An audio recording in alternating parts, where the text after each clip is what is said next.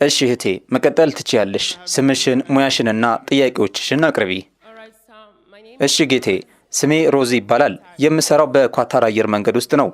ጥያቄ፣ ስለ ሃይማኖት ብዙ ስታወራ ሰምቻለሁ።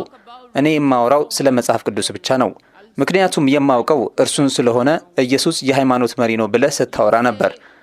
ግን ኢየሱስ የመጣው የትኛውንም ሃይማኖት ለማስተዋወቅም ይሁን የሃይማኖት መሪም ለመሆን አይደለም። ኢየሱስ በዚህ ዓለም ውስጥ ያስተዋወቀው የእግዚአብሔርን መንግሥት ነው።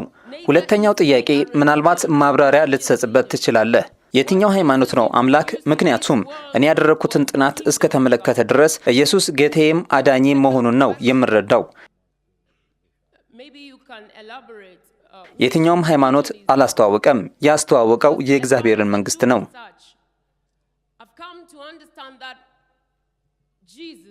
በሌላ አገላለጽ ዓለምን በመለኮታዊ ኃይል መግዛት ነበር የፈለገው። ብዙ አለመግባባቶች አሉ።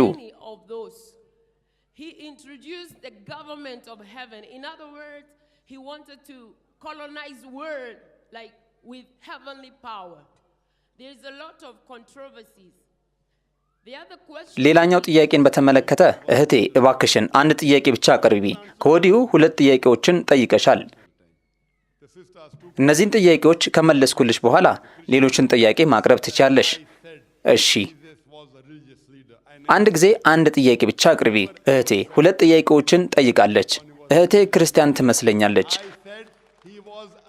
ኢየሱስ የሃይማኖት መሪ ነው ብለሃል ብላኛለች። እኔ እንደዚህ ብዬ አላውቅም። አንድም ቀን የአምላክ ሰላም በእርሱ ላይ ይሁንና ኢየሱስ የሃይማኖት መሪ ነው ብዬ አላውቅም። እኔ ያልኩት የአምላክ መልእክተኛ ነው። የአምላክ መልእክተኛና የሃይማኖት መሪ በሚለው ቃል መሃል ሰፊ ልዩነት አለ። የአምላክ መልእክተኛ የበለጠ ታላቅ ነው። ዛሬ በዓለም ላይ በርካታ የሃይማኖት መሪዎች አሉ። ኢየሱስ ክርስቶስ የአምልኮ መልእክተኛ ነው። እናም አንቺ በጥያቄሽ ላይ እሱ ጌታሽና አዳኝሽ መሆኑን ተናግረሻል። መጀመሪያ አንድ ነገር እንድነግርሽ ፍቀጅልኝ እህቴ። ኢስላም በኢየሱስ ክርስቶስ ማመን ግዴታ የሚያደርግ ክርስቲያናዊ ያልሆነ ብቸኛ ሃይማኖት ነው። የትኛው ሙስሊም በኢየሱስ ካላመነ ሙስሊም አይደለም። ኢየሱስ ክርስቶስ ከአምላክ ታላላቅ ነቢያቶች መሃል አንዱ መሆኑን እናምናለን። ክርስቶስ በሚል የተተረጎመው መሲህ መሆኑን እናምናለን። ያለምንም አይነት የወንድ ጣልቃ ገብነት በተአምር መወለዱን እናምናለን። ብዙዎች ዘመናዊ ክርስቲያኖች ዛሬ የማያምኑት እንኳን በአምላክ ፍቃድ ለሙታኖች ሕይወት መስጠቱን እናምናለን። አይነ ስውራኖችንና ደዌ ያለባቸውን በፈጣሪ ፍቃድ ማዳኑን እናምናለን። ሙስሊሞችና ክርስቲያኖች አብረን ነው የምንሄደው። ታዲያ እምነታችሁ የሚለያየው የቱ ጋር ነው ብሎ ሰው ሊጠይቅ ይችላል። እምነታችን የሚለያየው ብዙዎች ክርስቲያኖች አንቺ ራስሽን ጨምሮ ከጥያቄሽ እንደተረዳ ነው ኢየሱስ ክርስቶስ መለኮታዊነቱን አውጇል ብለው ያምናሉ። ብዙዎቹ ክርስቲያኖችም ኢየሱስ ክርስቶስ ጌታ ነው ብለው ያምናሉ። ላስታውስሽ እህቴ፣ እኔ የንጽጽር ሃይማኖት ተማሪ ነኝ። መጽሐፍ ቅዱስን አንብቤያለሁ። በመላው መጽሐፍ ቅዱስ ውስጥ አንድም ቦታ በማያሻማ አገላለጽ ኢየሱስ ክርስቶስ ራሱ እኔ አምላክ ነኝ አምልኩኝ ያለበት ቦታ አይገኝም። እህቴ፣ ከመጽሐፍ ቅዱስ ከየትኛውም ቦታ ላይ አንድም በማያሻማ ቃል በአንድም በማያጠራጥር አረፍተ ነገር ከየትኛውም የመጽሐፍ ቅዱስ ቦታ ኢየሱስ ክርስቶስ ራሱ እኔ አምላክ ነኝ አምልኩኝ ያለበትን አረፍተ ነገር ካሳየሽኝ ዛሬውኑ ክርስትናን ለመቀበል ዝግጁ ነኝ። ሌሎችን ሙስሊሞች ወክዬ አይደለም የምናገረው፣ አንገቴን ለመስጠት ዝግጁ ሆኜ ነው ይህንን የምለው። አንድም የማያሻማ ቃል የለም። ጥያቄን በደንብ አዳምጪ። የማቀርብልሽ ግጥሚያ ይህ ነው።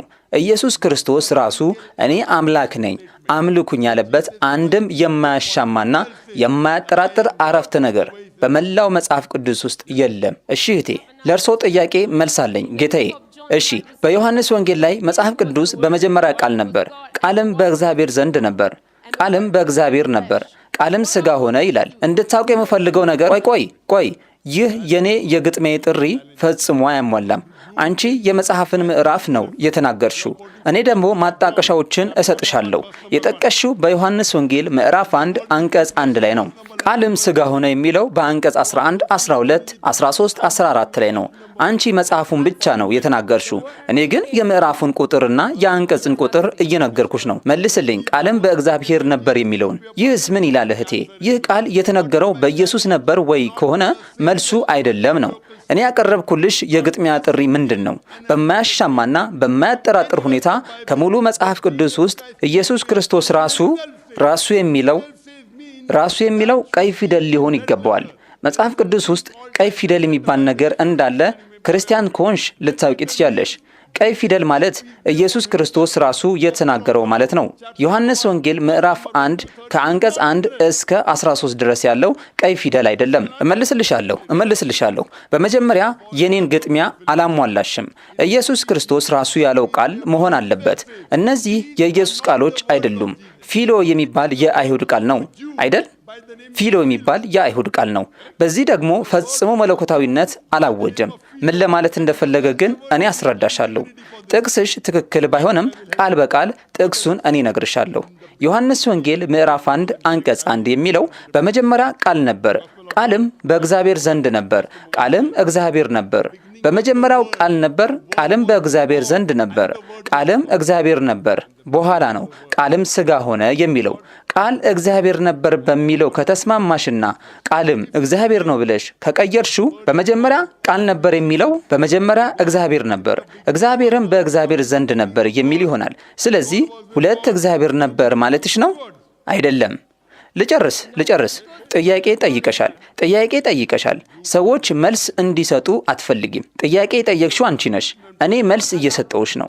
መልሴን ከጨረስኩ በኋላ አንቺ መናገር ትችያለሽ። ማቋረጥ አትችይም። አንቺ ስትጠይቅኝ እኔ አቋርጬሻለሁ ወይ? አይ ወይም አዎ በይ። እኔ አሁን መልስ ሰጥ ለምንድን ነው የምታቋርጭኝ? መልሴን ልጨርስልሽና ከዚያ መመለስ ትችያለሽ። አንደኛ ያቀረብኩልሽን ግጥሚያ አላሸነፍሽም። የኢየሱስ ቃል አልነበረም። ስለዚህ ሙሉ መከራከሪያዎችሽ ውድቅ ሆኗል። ቢሆንም እኔ መልስልሻለሁ። ይቅርታ ዶክተር ዛኪር፣ ለካስ የኢየሱስ ቃል አይደለም ነበር ማለት የነበረብሽ ብለሻል። እንደዛ አላልሽም። ሐቀኛ አይደለሽም። ለታዳሚዎቹ ንገሪያቸው፣ ይህ የኢየሱስ ክርስቶስ ቃል አይደለም በያቸው። ትክክል ነኝ ወይስ አይደለሁም? አታውቂም። አየሽ፣ ትጠቅሻለሽ ግን አታውቂም። እኔ ንጽጽር ሃይማኖት ተማሪ ነኝ። እነዚህ ቃላቶች በኢየሱስ የተነገሩ ቃላቶች አይደሉም። ቢሆንም ግን መልስ እሰጥሻለሁ። ቃል የእግዚአብሔር ነበር ካልሽና ቃልን እግዚአብሔር በሚል ከተካሹ በመጀመሪያ ቃል ነበር የሚለው በመጀመሪያ እግዚአብሔር ነበር፣ እግዚአብሔርን በእግዚአብሔር ዘንድ የሚል ይሆናል። ሁለት እግዚአብሔር ነበር ማለት ነው። መልሱ አይደለም ነው። ሶስተኛ መልስ ደግሞ ልስጥሽ። ኦሪጂናል ጽሑፉን ካነበብሽ እግዚአብሔር የሚለው ቃል ለመጀመሪያ ጊዜ ጥቅም ላይ የዋለው በመጀመሪያ ቃል ነበር፣ ቃልም በእግዚአብሔር ዘንድ ነበር የሚል ሆቲዮስ በሚል ነው።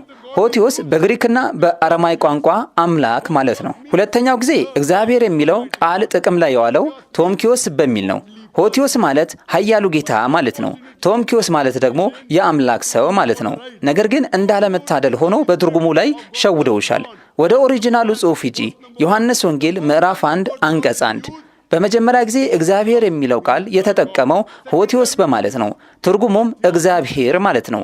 ሁለተኛ ቦታ ላይ የተጠቀሰው ቶምኪዮስ በማለት ነው፣ የአምላክ ሰው በማለት። ስለዚህ ሲነበብ በመጀመሪያ ቃል ነበር፣ ቃልም በእግዚአብሔር ዘንድ ነበር፣ ቃልም የአምላክ ሰው ነበር በማለት ሆነ። ይህ ማለት የአምላክ መልእክተኛ ማለት ነው። እህቴ ገባሽ? አልገባኝም። እንግሊዘኛ ይገባሻል? ምን ላይ እንደተሳሳትኩ ንገሪኝ።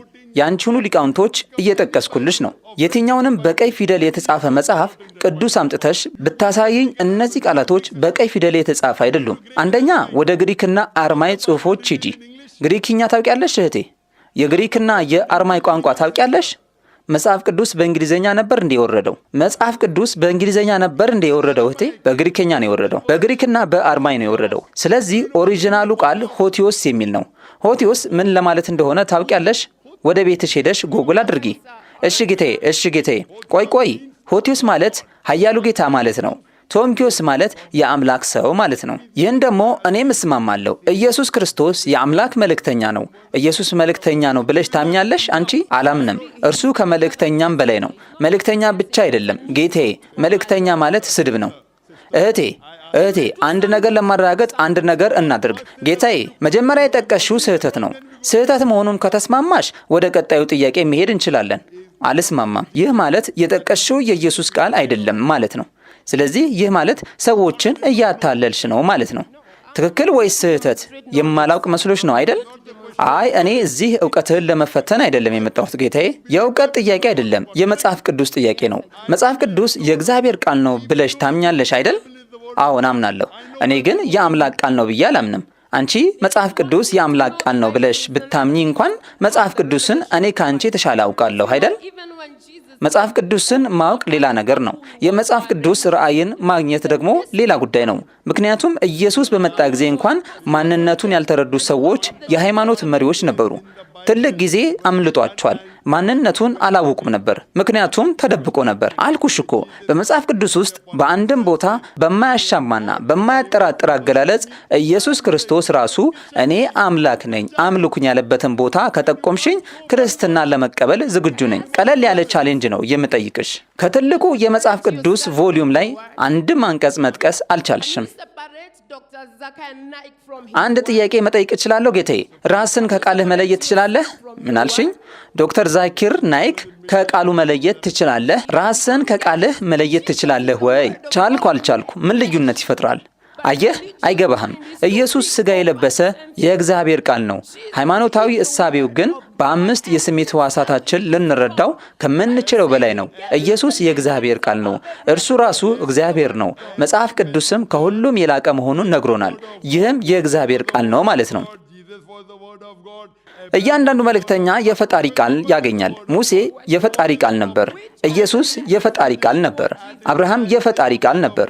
ነቢዩ መሐመድም የፈጣሪ ቃል ነበር። ታዲያ ችግሩ ምንድን ነው? እያንዳንዱ መልእክተኛ በጊዜው የፈጣሪ ቃል ነበር። ኢየሱስን የተለየ የሚያደርገው ምንድን ነው? ከራስሽ መጽሐፍ ቅዱስ ውስጥ አንድም አረፍተ ነገር ኢየሱስ እኔ አምላክ ነኝ አምልኩኝ ያለበትን ቃል መጥቀስ አትችይም። ለእርሱ መልስ አለኝ ጌታዬ። ከመጽሐፍ ቅዱስ ቃል ጊዜ ጀምሮ ኢየሱስ እስከመጣበት ጊዜ ድረስ አጋንንቶችን ማውጣት፣ ሕሙማንን ማዳን የቻለ አንድ መልእክተኛ እስኪ ንገረኝ። ምክንያቱም ከመጀመሪያው ጀምሮ ሰው ከአጋንንት እንዳይኖር ሰይጣንን መታገል የሚችል ኃይል ያለው እግዚአብሔር ብቻ ነበር። ነገር ግን እነዚህ ነገሮች ለሰው ልጆች መድኃኒት ሲባል ተደብቀዋል። እህቴ፣ አንድ ሰው አጋንንት ማውጣት ስለቻለ አምላክ ይባላል? ዛሬ ሩቅያ በማድረግ አጋንንት ማውጣት የሚችሉ በርካታ ሰዎች አሉ። አይ እኔም ይህንን ማድረግ እችላለሁ፣ በእግዚአብሔር መንግስት የተፈጠርኩ ነኝ። እህቴ፣ ዛሬ በኳታርም ኳስ ሳይቀር አንቺ በምትኖሪበት ሩቅ አድርገው አጋንንትን ማውጣት የሚችሉ በርካታ ሰዎች አሉ። ይህንን ማድረግ መቻላቸው አምላክ አያሰኛቸውም? አምላክ ያሰኛቸዋል እንዴ? ይህንን ኃይል ያገኙት ከኢየሱስ ነው። እኔ ራሴ አጋንንትን አወጣለሁ በኢየሱስ ስም። አሃ፣ ስለዚህ አሁን አንቺም አምላክ ሆንሽ ማለት ነው። በኢየሱስ ባለኝ እምነት ሲተረጎም መጽሐፍ ቅዱስን ካነበብሽ ኢየሱስ ክርስቶስ በወንጌል ላይ ለሞተው አልዓዛር ሕይወትን ሲሰጥ ለኃያሉ ጌታ ጸልዮ ነበር ይላል። ኢየሱስ ክርስቶስ ያደረገው እያንዳንዱ ተአምር በፈጣሪ ስም ያደረገው ነው። በራሱ አንዳችም አላደረገም። ይህንን ሁሉ አብራራልሃለሁ። አዝናለሁ፣ አሁን ጊዜ የለንም። ነገ ነይና አዳራሹን ይዘሽ ትምህርት ስጪ። ይህ የጥያቄና መልስ ፕሮግራም ነው። አልመለስክልኝም።